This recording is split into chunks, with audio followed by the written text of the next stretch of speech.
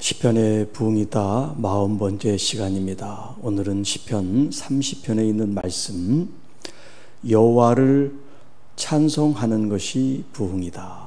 여호와를 찬송하는 것이 부흥이다. 오늘 본문 4절, 9절, 12절에 하나님 여호와 하나님을 찬송하라는 말씀이 나오고 있습니다.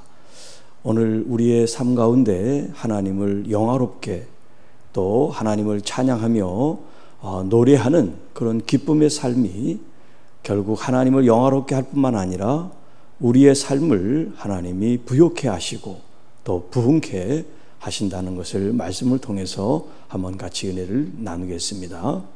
자, 오늘 이 본문은 다윗의 시 그리고 곧 성전 낙성가라고 되어 있습니다.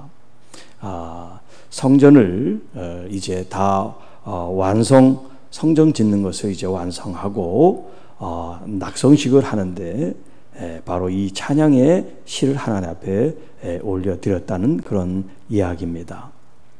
저는 이제 이 전체 1절로 12절인데 제 나름대로 노래를 이제 제목을 한번 붙여봤습니다. 그것을 말한다면 회복의 노래라고 저는 이름을 붙이고 싶어요. 자, 오늘 이 본문에 여러 의미가 있지만 특별히 하나님을 찬송하는 그런 관점에서 함께 말씀을 나누도록 하겠습니다. 자, 1절 말씀입니다. 여호와여 내가 주를 높일 것은 주께서 나를 끌어내사 내 원수로 하여금 나로 말미암아 기뻐하지 못하게 하심이니이다 라는 표현을 쓰고 있습니다. 여기 내가 여호와 주를 높입니다 라는 표현이 나오죠. 여기 높인다는 말도 찬양한다, 또 경배한다, 영광을 돌린다 그런 의미로 우리가 해석을 할 수가 있고요. 또 여기 본문에 나와 있는 이 문법적인 의미로 보면 미완료형으로 되어 있습니다. 다윗이 지금 하나님을 높이는 이 일이 한 번 단순히 끝나는 일이 아니라 지속해서 계속해서 진행되고 있다는 것을 말해주고 있습니다. 다윗이 하나님을 이렇게 높이고 경배하고 영광을 돌리는 이유가 있습니다. 그것은 그 원수들에게서 이 하나님께서 다윗을 끌어올려 주셨기 때문에, 건져 주셨기 때문에 그 수치와 모욕과 고통으로부터 그냥 방치하지 않으시고 하나님이 그를 건져 주셨기 때문에 감사함으로 말미암아 하나님을 지금 이렇게 높인다라는 표현을 쓰고 있습니다. 자, 다윗은 하나님을 높이는 이유가 하나님께서 그를 높여 주셨기 때문에 그래요. 그를 건져 주셨기 때문에 그래요. 그를 구원해 주셨기 때문에 그렇습니다. 오늘 우리가 바로 다윗입니다. 우리도 하나님의 구원을 받았습니다. 날마다 도우시는 하나님의 손길을 경험합니다. 이제 우리가 해야 될 것은 바로 다윗처럼 우리 주님을 높이는 일입니다. 주님을 찬양하는 겁니다. 경배하는 겁니다. 주님께 영광을 돌리는 것입니다. 더 나아가 다윗은 하나님을 아버지로 고백하지 않지만 오늘 저와 여러분은 우리 하나님을 아버지로 고백합니다. 그렇기 때문에 하나님께서 무언가를 하셨기 때문에 내가 하나님을 높이는 것이 아니라 하나님 그 자체만으로도 하나님이 나에게 아무것도 안 하실지라도 우리는 하나님을 높이고 하나님을 경배하고 하나님을 영화롭게 해야 될 줄로 믿습니다. 그것이 진짜 자녀들이고 또 참된 예배자들이라고 할 수가 있습니다. 내 원수로 하여금 나로 말미암아 기뻐하지 못하게 하십시오. 이런 원수들이 다윗이 넘어지고 쓰러지고 무너지고 깨지고 실패하고 좌절하는 것을 기뻐하는 그 모습을 그대로 두지 마십시오. 그런 얘기예요. 여기 다윗은 의로운 사람입니다. 하나님의 말씀을 쫓기를 원하는 사람이에요. 그러나 그를 무너지고 그를 해하는 사람들은 하나님을 대적하는 사람입니다. 단순히 다윗만 대적하는 것이 아니라 하나님을 대적하는 자요, 하나님을 떠난 자요, 하나님의 자리에 앉아있는 자들이기 때문에 하나님 그들을 그대로 두지 마십시오. 그런 이야기입니다. 자, 여러분, 악한 사람들의 특징이 뭐냐? 한마디로 얘기하면 파괴적인 사람들이에요. 파괴적인 사람. 하나님과의 관계를 파괴합니다. 사람과의 사람 사이의 관계를 파괴합니다. 그리고 몸을 상하게 합니다. 물질을 상하게 합니다. 이렇게 해치는 사람들이 누구냐? 바로 하나님을 떠난 하나님의 대적자들, 그 악한 사람들이라고 표현하고 있습니다. 그러나 우리 구주 예수 그리스도는 이 원수, 대적하는 모든 사람들을 마치 십자가에서 다 승리케 하신 것처럼 우리에게 예수 그리스도를 통하여 궁극적인 승리를 우리에게 주신 줄 믿습니다. 2절, 여호와 내 하나님이여 내가 주께 부르짖음에 나를 고치셨나이다. 자, 다윗은 가만히 하나님의 도움을 받은 것이 아니라 끊임없이 하나님을 찾는, 하나님께 기도하고 하나님께 나아가고 자신을 하나님께 드리는 그런 수많은 헌신과 또 하나님을 찾는 그런 애절한 마음을 갖고 주님 앞에 섰던 사람입니다.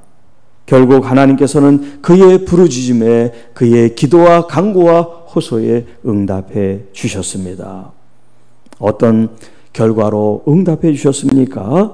나를 고쳐 주셨습니다. 여기 이제 라파라고 하는 말을 써요. 우리가 이제 여호와 라파라는 말을 많이 쓰죠. 여호와께서 우리를 치료하시고 고치시는 분이다. 우리의 어떤 질병만을 단순히 고치시는 분이 아니라 우리의 죄를 근본적으로 사하심으로 하나님과의 관계 또한 회복시키는 것. 여기 고친다, 라파라고 하는 개념은 우리의 질병으로부터 우리를 자유케 하는 그런 개념도 있지만 또 어떤 관계가 회복되고 더 나아가 이 관계를 통하여 하나님이 주시는 자유와 풍성한 은혜가 있는 것을 우리가 이렇게 포괄적으로 라파라는 단어를 사용할 수가 있겠습니다. 이 은혜를 이 다윗은 경험하게 되었습니다. 3절, 여호와여 주께서 내 영혼을 수월에서 끌어내어 나를 살리사 무덤으로 내려가지 아니하게 하셨나이다. 자, 여기 이제 시편에 나와 있는 영혼이란 말은 전부 다 네페시라고 하는 생명이라는 그런 뜻으로 해석을 하시면 됩니다. 자, 영혼이라고 하는 말과 생명이라고 하는 말이 뭐 같을 수도 있지만 또 엄밀하게는 다를 수 있어요. 자, 이 내 생명, 내 목숨을 수월은 음부를 얘기합니다. 지옥이라고 하는 여러 이제 표현들이 있는데 그중 하나라고 이제 쉽게 이 얘기를 하면 좋을 것 같아요. 자, 내 영혼, 내 생명이 음부에서 끌어올려서 나를 살렸었다는 건 뭐예요? 정말 죽지는 않았지만 죽음과 같은 그런 고난과 고통의 현장에 다윗이 있는데 하나님은 그를 그 수월, 그 지옥과 같은 그 고생으로부터 환난으로부터 건져내서 살려주셨다, 그런 표현이 되겠어요. 그래서 여기 살리다, 산다, 살다라고 하는 이 말이 이제 하야라고 하는 히브리 말인데 이게 부흥이라고 하는 그런 말로 번역이 될 수 있는 말이에요. 부흥이 있다, 또 살게 하셨다, 또 생동감이 있다, 그런 말이 전부 다 이제 히브리 말 하야에 다 녹아져 있는 그런 의미가 되겠습니다. 자, 여기 이제 스월이라는 말과 또 무덤이라는 말이 나오죠. 무덤으로 내려가지 아니하게 하셨습니다. 까딱 잘못하면 목숨이 끊어져 무덤에 들어갈 수밖에 없는, 죽음에 처할 수밖에 없는 그런 절박하고 그런 절체절명의 위기 속이지만 하나님은 그 위기를 모면하게 하나님께서 나를 구원해 주셨습니다 라는 표현입니다.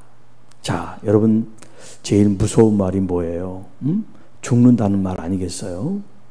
왜 코로나를 우리가 이렇게 조심해야 됩니까? 잘못하면 죽기 때문에 그래요. 만약에 죽지 않는다, 그냥 병이 들고 조금 아프고 고생하다 치유받으면 낫는다 그러면 이렇게까지 대응을 하거나 뭐 예배를 대면이냐 비대면이냐 이렇게 할 필요가 없을 거예요. 병 걸려서 뭐 병 걸리기 바이러스 말고도 병 걸리는 이유가 얼마나 많습니까? 우리가 살아가면서. 그런데 부지불식간에 이 감염이 돼서 이것이 죽음으로까지 이어지는 일이 발생할 수 있기 때문에 우리가 더 조심하는 거 아니겠어요? 자, 꼭 바이러스 말고도 우리의 삶 속에서 우리의 생명을 앗아가는 요인은 참 많이 있죠. 다른 여러 가지 질병들, 병원들 보세요. 지금 뭐 의사들이 파업하고 난리가 났지만 병원에 얼마나 많은 환자들이 있습니까? 또 응급실에 있는 환자들, 중환자에 있는 환자들, 정말 그런 환자들은 항상 이 죽음에 거의 가까이 가 있기 때문에 더 본인과 보호자들이 두려운 거 아니겠어요? 죽으면 안 되니까 더 살고 건강함을 회복할 수 있는 그 마음을 다 갖는 거 아니겠어요? 그런데 뭐 질병으로만 사람이 죽는 게 아니잖아요. 교통사고로는 또 얼마나 많이 죽습니까?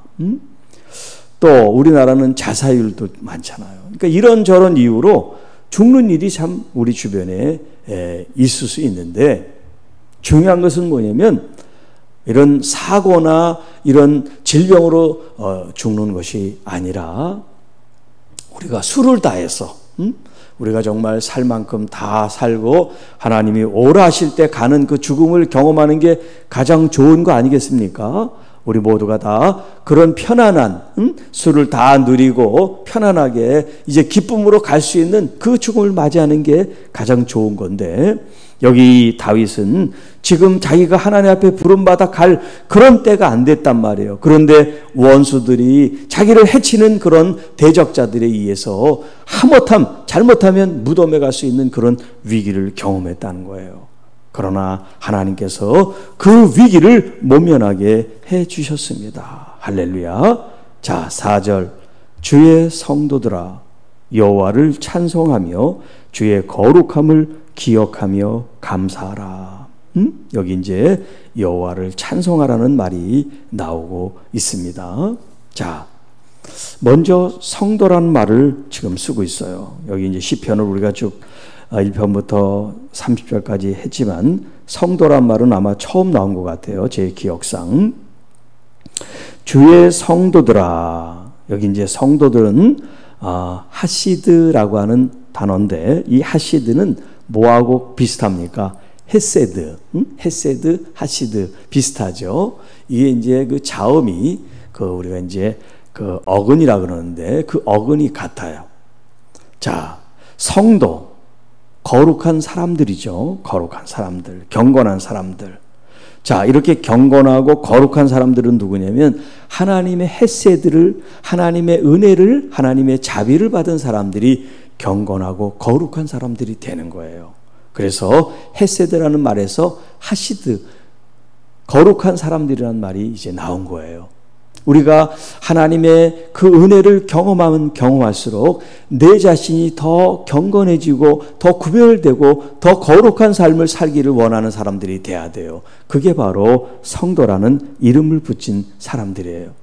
그러니까 목사나 장로나 권사는 직분이에요. 직분. 우리가 교회 안에서 어떤 기능과 역할을 할 때 필요한 거지. 이거보다 더 중요한 단어는 뭐냐면 성도예요. 성도. 우리가 경건하고 거룩한 하나님의 은혜를 받은 사람으로 사는 게 중요하지. 목사의 기능만 가지고 사는 거, 장로의 기능만 가지고 사는 게 중요한 게 아니란 말이에요. 그건 교회의 어떤 일을 위해서 필요한 거고 정말 우리가 살아야 되는 삶의 가치는 뭐냐면 하나님의 헤세드, 이 은혜를 받아가지고 우리가 하시드의 이 삶을 사는 거예요. 경건한 삶, 거룩한 삶, 구별된 삶, 하나님께 영광 돌리는 그런 삶을 살아야지. 이름은 목사고 이름은 장로인데도 하나님께 영광을 돌리지 못하고 경건하고 구별된 삶을 못 살면 아무 소용이 없는 거죠. 네. 자. 그리고 이제 여호와를 찬송하라 그럴 때 이 찬송한다고 하는 이 단어가 자마르라고 하는 말이에요. 자마르. 자, 이제 성경에는 찬송한다, 찬양한다, 예배한다, 뭐 그런 말들이 많이 나오죠. 그 중에 이제 자마르라고 하는 말이 이게 하나님 앞에 이제 찬양 또 혹은 찬송을 드린다라고 하는 그런 말인데, 이제 1차적인 의미는 마치 기타와 같은 그 현악기, 줄 있죠. 이런 줄을 튕긴다. 이게 이제 이 자마르라는 뜻이에요.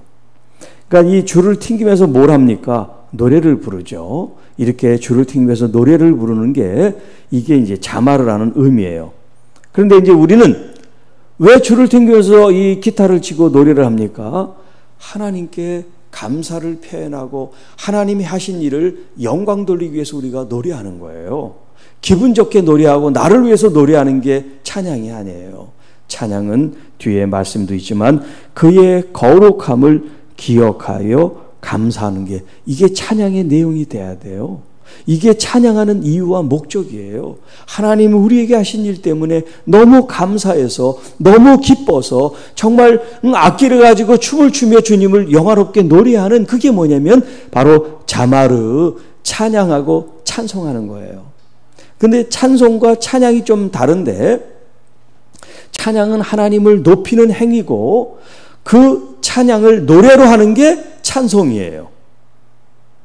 찬양은 하나님을 높이는 행위고 그 높이는 행위가 이제 노래로 바뀌었을 때는 찬송이 된다는 거예요. 찬송. 그러니까 찬양도 찬송도 물론 다 자마르라고 하는 이 말에 포함이 되겠지만, 이제 이왕 만약에 우리가 구별한다 그럴 때는 이제 그렇게 우리가 사용할 수가 있겠죠. 그러니까 우리가 하나님을 노래하는 건 다 찬송이에요. 하나님을 노래하는 건 다 찬송이라고 할 수 있어요. 그런데 이제 거기서 찬양이라는 것도 같이 이제 포함이 된다. 자, 또한 이 찬양한다, 자마르라고 하는 말도 있지만 또 야다라고 하는 말도 있어요. 찬양한다는 말에 야다. 여러 단어가 있는데 그 중에 이제 야다라는 말이 또 나와요.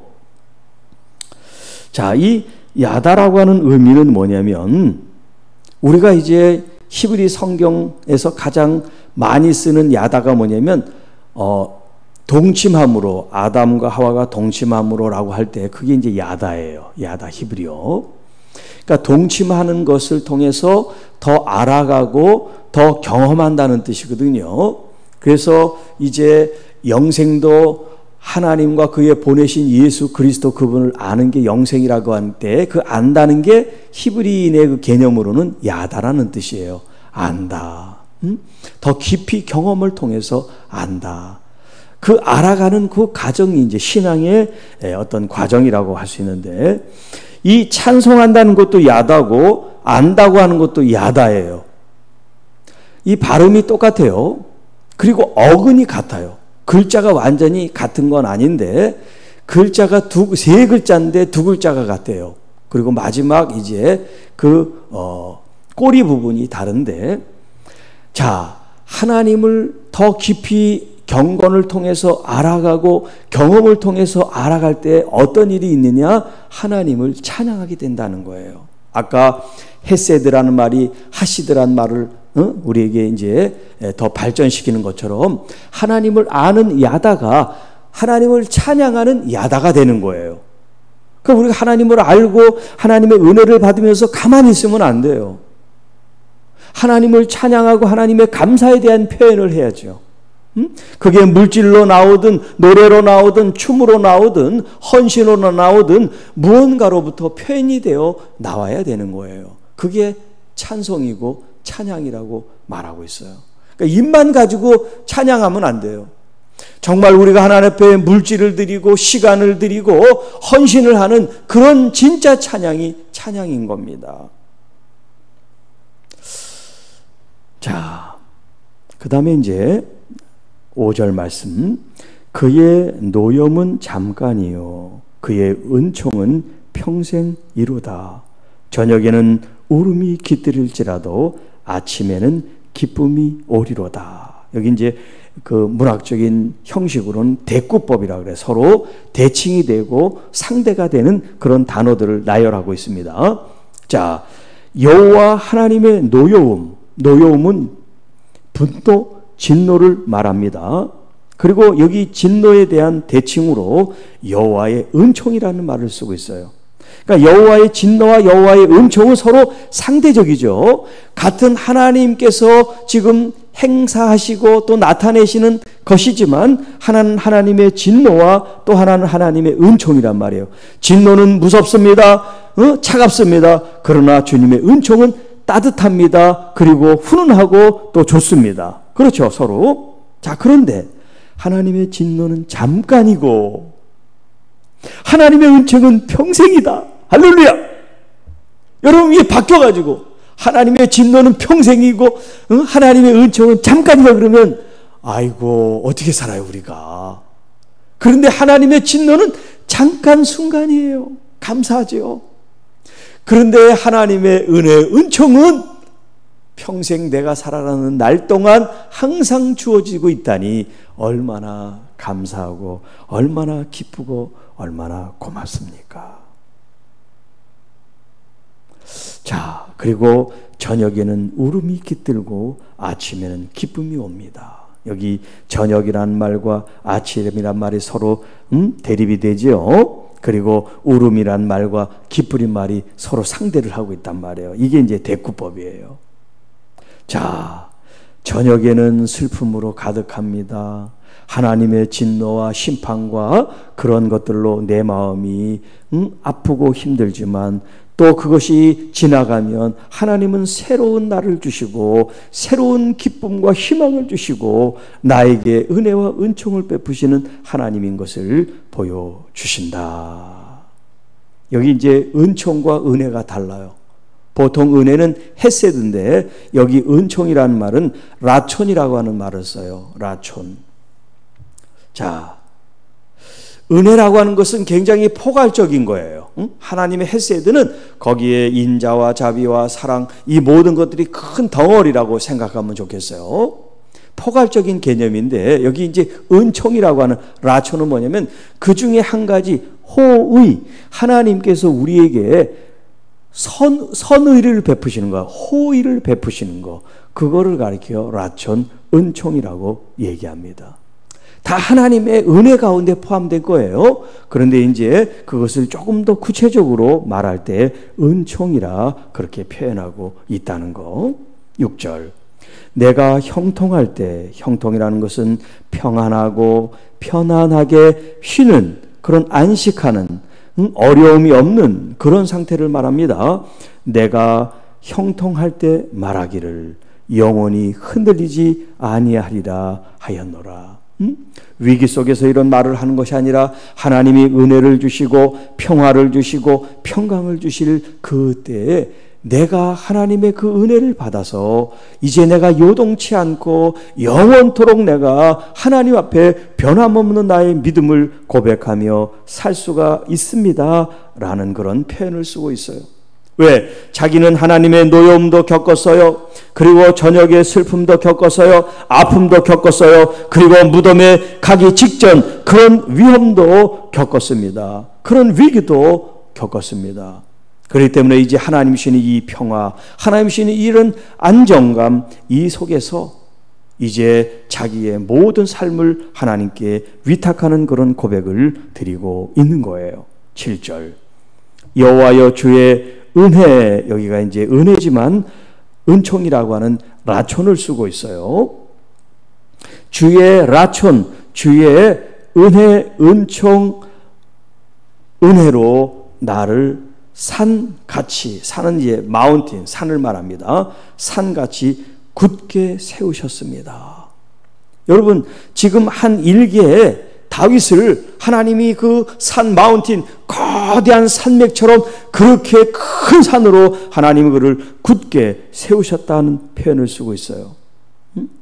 여기 이제 이 굳게라는 표현이 어제도 했습니다만은 그 힘, 능력, 오즈라고 하는 그런 단어를 쓰고 있어요.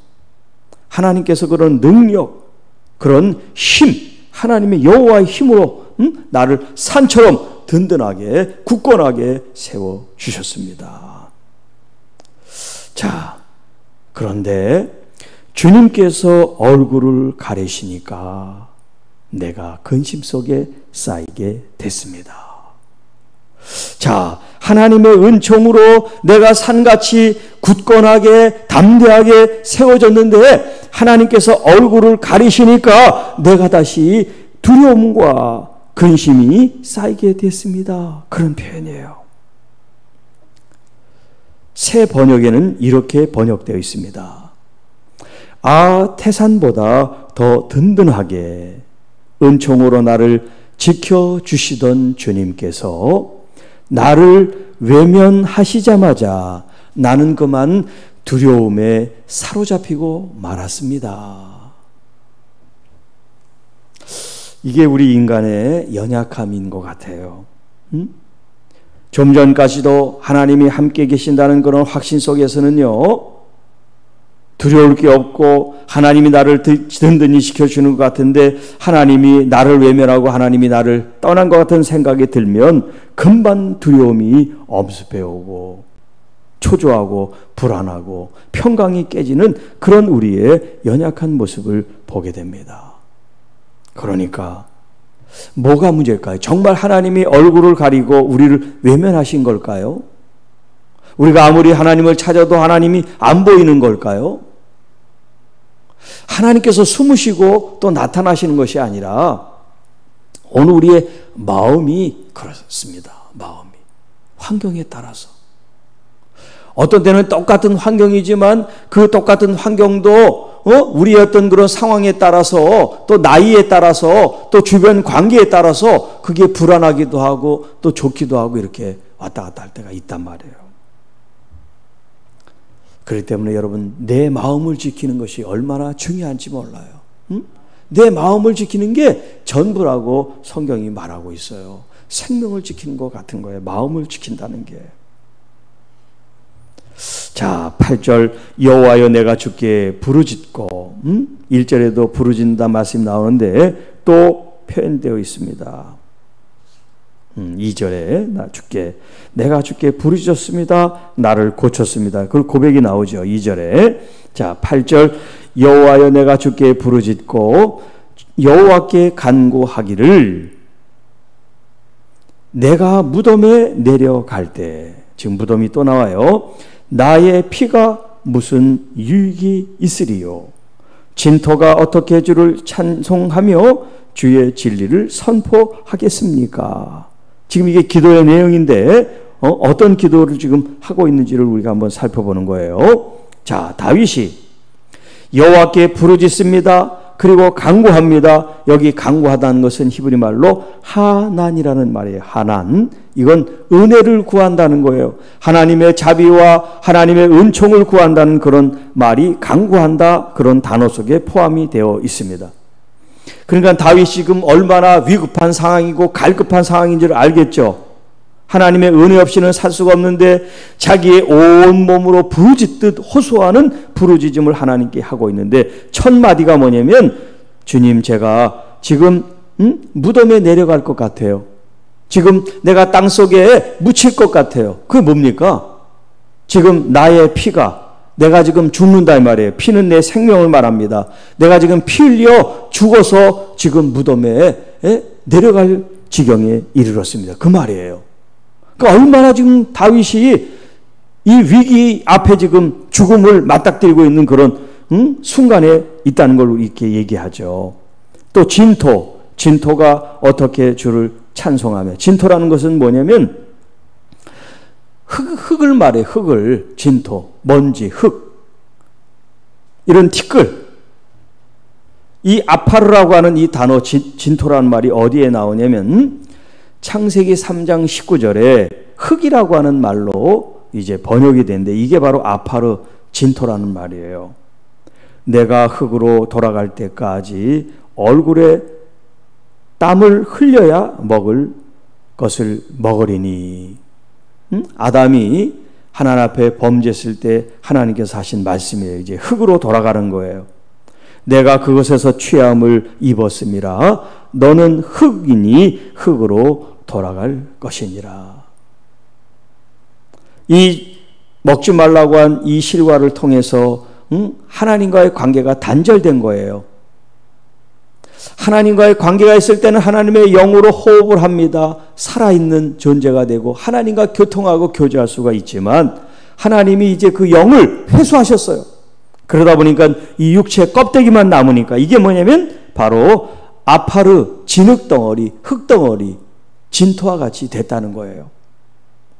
자, 죽어서 시체가 되고 해골이 된 이 존재, 이 흙더미가 어떻게 주님을 찬송하며 어떻게 주님의 진리의 말씀을 선포하며 그 말씀을 따를 수가 있겠습니까? 그러니 하나님, 나를 죽게, 나의 생명이 끊어져 죽게, 진토가 되게 하지 말아 주십시오. 그렇게 지금 호소를 하는 거예요. 그러니까 나를 살려주세요. 한마디로 얘기하면 그 얘기를 이렇게 문학적으로 표현을 한 거죠. 한마디로 나를 살려주소서, 그 얘기예요. 여호와여 들으시고 내게 은혜를 베푸소서. 여호와여 나를 돕는 자가 되소서 하였나이다. 지금 이렇게 죽을 지경에 있습니다. 내가 곧 죽을 것 같습니다. 나를 죽음으로부터 건져주십시오. 그 기도가 10절의 기도인데 여기에 세 단어, 동사가 있습니다. 동사. 쉐마, 들으라 하는 거죠. 듣다, 쉐마. 그리고 좀 전에 했던 하난, 은혜를 베풀다. 하난, 간구하다죠. 호의를 베풀다. 그 다음에 돕는다, 아자르라고 하는 이제 세 단어가 나와요. 동사로. 자, 하나님, 저의 이 호소하는 이 간절함을 경청 들어주십시오. 들어주십시오. 물론 우리가 말로 기도하지 않아도 여러분이 기도할 수 없는 그런 어떤 심정에서 답답함 속에서 하나님 앞에 나아가는 그런 침묵 속에 있는 것도 하나님이 들으시는 줄 믿습니다. 하나님은 꼭 소리만 듣는 것이 아니라 우리의 몸짓, 우리의 모든 행위를 다 보는 것이 듣는 거니까요. 하나님 쉐마 들어주세요. 두 번째는 하나님의 자비와 은총, 호의를 베풀어 주세요.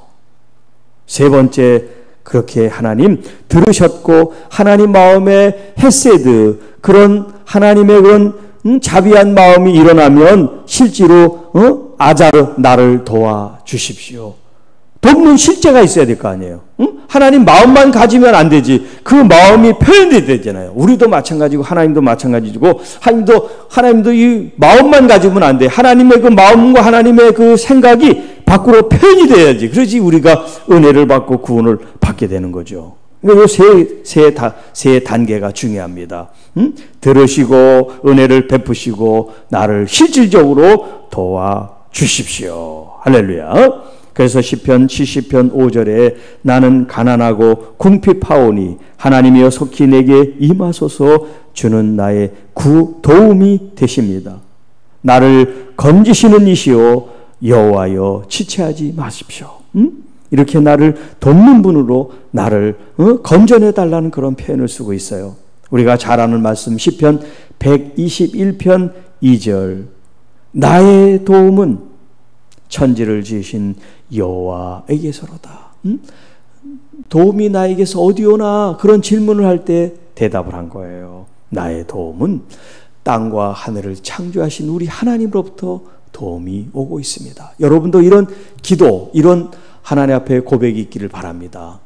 돈 많은 사람들이 나를 도와주고 권력 있는 사람들이 나를 도와주고 힘 있는 사람, 빽 있는 사람들이 나를 도와주는 게 아니라 철저히 하나님 이외에는 나를 도울 자 없습니다. 나를 도울 자 없습니다. 이런 기도와 간구가 우리 하나님 앞에 올려드려질 때 하나님의 실제적인 도움이 우리 안에 있게 되기를 축복합니다.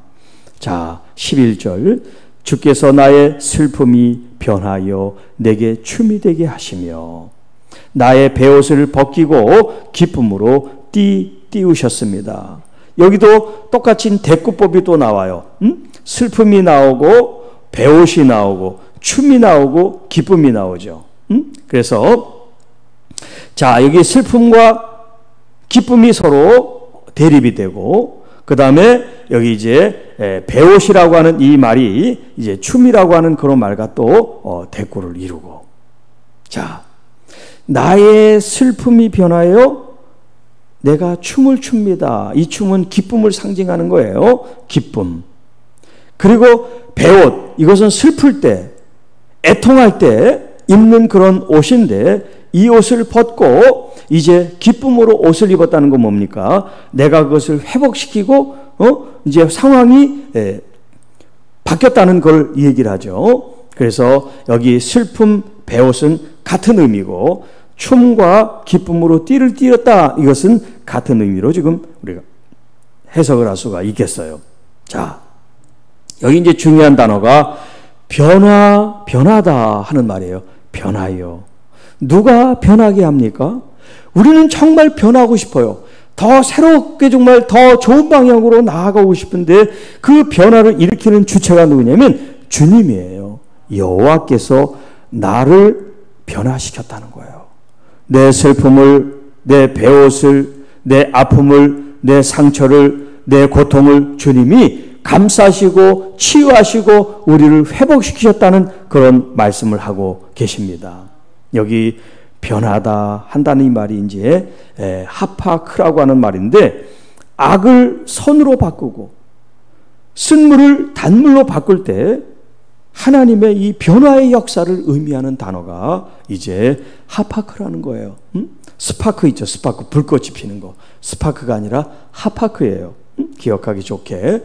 하나님께서 나를 마치 불꽃이 튀기도록 스파크를 일으켜가지고 하파크, 나를 변화시키고 나를 새롭게 하시는 하나님의 역사와 은혜가 있게 되기를 축복합니다. 그러니까 하나님의 역사, 우리가 정말 이 십자가의 삶을 사는 것은 이 세상에 쓴물이 있고 이 세상이 고통이 있고 이 세상이 악이 가득하지만 우리는 그리스도와 함께 쓴물을 단물로 바꾸는 사람들이 돼야 됩니다. 그게 바로 십자가의 능력이고 복음의 능력이고 하나님의 말씀의 능력인 줄로 믿습니다. 자, 그 다음에 이제 마지막 절입니다. 이는 잠잠하지 아니하고 내 영광으로 주를 찬송하게 하심이니 여호와 나의 하나님이여 내가 주께 영원히 감사하리다. 여기 이제 찬송한다는 것은 아까 말한 자마르라고 하는 말인데, 여기 감사한다 이 말도 찬송한다는 야다라는 말을 쓰고 있어요. 야다. 아까 제가 말씀드렸죠. 그러니까 이 야다라고 하는 말이 감사함으로 하나님 앞에 노래하는 거, 찬양하고 영광을 돌리는 게 이게 야다란 말이에요. 자, 하나님을 알아가는 그런 야다가 하나님께 감사함으로 하나님께 노래하고 하나님께 영광 돌리는 야다가 됐다 그랬죠. 이게 다 일맥상통한 거예요. 그러니까 지난 시간에도 제가 얘기했습니다만, 하나님을 알면 알수록 우리는 어떻게 돼요? 더 경건해지고 더 거룩해지고 더 영광스럽게 하나님을 찬양하고 경배드리고 영광 돌리는 삶으로 자연스럽게 나아가게 되는 거예요. 이게 하나님을 아는 것 따로, 찬양 따로, 예배 따로, 기도 따로, 경건 따로, 거룩 따로가 아니에요. 이게 다 함께 이것이 어우러져 있는 거예요. 자, 제가 이제 어제 이 말씀을 준비하면서 정말 가슴이 벅차오른 부분이 있었어요. 내 마음이 너무나 가슴이 벅차고 너무나 감사하고 기쁜 그런 말씀이 있었는데, 그게 5절 말씀이에요. 주의 노여움은 잠깐이요 주의 은총은 평생이라. 이게 정말 하나님의 마음이시구나. 그래서 신명기 말씀, 구약의 말씀을 보면 우리가 하나님의 말씀을 지키지 않았을 때 하나님의 징계가 그 자녀 자손까지 3, 4대지만 우리가 하나님 말씀을 지키고 그 말씀을 따를 때는 천대 만대까지 하나님의 인자를 베푸신다는 그 약속. 하나님은 정말 우리를 채찍하시고 징계하시고 벌하시기를 원하시는 하나님이 아니라 우리를 어떻게 하면 더 하나님의 은혜 가운데, 어떻게 하면 더 하나님의 사랑 가운데 우리에게 복을 주시기를 원하는 그 하나님의 마음인데 우리는 그거를 모르고 조금만 어렵고 힘들면 하나님을 원망하고 하나님을 떠나고 우상 숭배를 하는 이 이스라엘 백성들의 이 모습이 이게 바로 나의 모습이기 때문에 너무나 한편에서는 마음이 아프고 또 하나님의 그 잠깐 우리를 진노하시지만 평생 우리에게 은총을 주시고 사랑을 주시는 그 하나님을 생각하면서 얼마나 기쁘고 감사했는지 몰라요. 아, 내가 이런 분을 나의 아바 아버지로 고백하고 있구나. 하나님 감사합니다. 하나님 감사합니다. 하나님의 진노는 우리의 죄 때문에 우리가 반성하고 회개하고 돌이켜야 되는데 우리가 그렇게 하는데 하나님이 진노하시는 거죠. 당연한 거죠. 그거 가지고 하나님 왜 진노하십니까? 그렇게 표현하면 나쁜 사람이에요. 내가 그렇게 한 일을 했으니까. 그런데 하나님의 은총, 하나님의 자비, 하나님 헤세드는 우리가 잘해서 이런 헤세드를 주는 것이 아니라 잘못하고 있지만 하나님은 그런 은혜와 은총을, 자비를 계속해서 우리에게 베풀어주고 있다는 거예요. 바로 다윗은 그것을 깨달았습니다. 오늘 다윗처럼 여러분들도 여러분의 삶 속에서 하나님을 더 묵상하고 말씀을 묵상하며 이런 하나님의 위대한 고백과 찬양의 내용들이 여러분의 삶을 통해서 나타나기를 축복합니다. 자, 제가 이제 이 시편 말씀을 하면서 주지어처럼 쓰는 말이 있습니다. 시편에 부흥이 있습니다. 시편에 부흥이 있습니다. 이건 제가 생각한 아이디어가 아니에요. 하나님께서 주신 말씀이지. 자, 우리가 잘 쓰는 말입니다만은 어제는 갑자기 말씀에 답이 있습니다. 말씀이 답이다. 이런 말을 또 제가 또 생각하게 됐어요. 주셨어요. 그래서 이제 이 시편에 부흥이 있다는 말과 말씀이 답이다. 이 말을 제가 이제 같이 쓰겠습니다. 여러분 삶 속에 문제가 있습니까? 질문 있습니까? 어려움 있습니까? 도움을 구하고 싶습니까? 말씀이 답입니다. 말씀이 예수 그리스도십니다. 우리 주 예수 그리스도 앞에 무릎을 꿇고 나가십시오. 그리고 주님께 다윗처럼 몸부림을 치고 부르짖고 하난 정말 주님의 은혜를 간청으로 호소하며 기도하십시오. 우리가 하나님의 그런 도움의 역사로 감사하며 찬양하며 하나님을 노래하는 그런 영광의 자리에 우리를 높여주셔서 여호와를 찬송하는 것이 부흥이구나 경험하게 될 줄로 믿습니다. 기도하겠습니다. 하나님 아버지 참 감사합니다.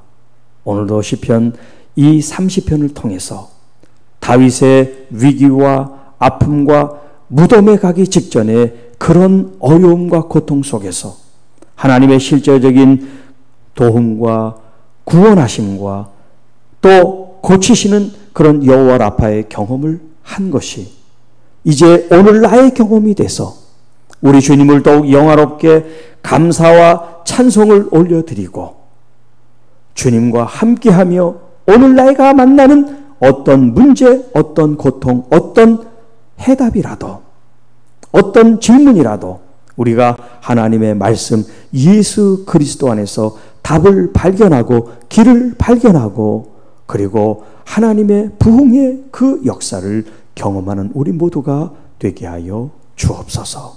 오늘 하루도 믿음으로 나아갑니다. 주님, 우리가 하나님의 진노와 하나님의 노여움을 산 것이다면 빨리 신속하게 더 정직하게 올바르게 회개하게 하시고 돌이켜 주님의 은혜를 누리는 평생 우리의 삶이 되게 하여 주옵소서. 우리 구주 예수님의 이름으로 감사하며 축복하며 기도하옵나이다. 아멘.